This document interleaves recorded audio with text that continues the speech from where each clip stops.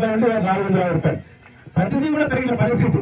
అటువంటిప్పుడు ఆ రోజుకు ఈ రోజుకు ఆల్మోస్ట్ 5-6 ఇంటలు ఏం పెరిగింది, ఖర్చు పెరిగింది ఇల్లు కట్టుకోవాలంటే. కానీ ఆ రోజే 2,50,000 ఇచ్చారు చంద్రబాబు గారు, నరేంద్ర మోదీ గారు. కానీ ఈ రోజు 1,50,000 ఇస్తున్నారు. ఒకసారి ఆలోచించండి ఏ విధంగా ఉంది ప్రభుత్వం.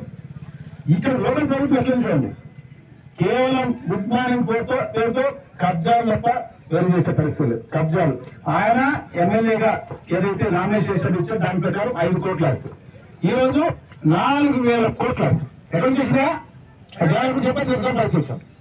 కేవలం ప్రజలు దోచుకొని పీల్చి పిప్పి చేసి ప్రజల రక్తం దాకి రోజు నువ్వు ఆ స్థాయికి వచ్చావు. దాంట్లో భాగంగా ఏదైతే అటు పడమటోళ్ళు నువ్వు కలిసి 60-40 కింద చేస్తున్నావు. ఈ రోజు పాప సత్యకుమార్ గారిని పిలిపించారు, సంతోషమే, ఏ ఇబ్బంది ఉండదు. కానీ నామినేషన్ చేసే వరకు ముందు నామినేషన్ చేస్తే నీ దాని పోతావు. ఆయన సిటీ జగదీష్ గారు ఆయన పరిస్థితి అయిపోతుంది.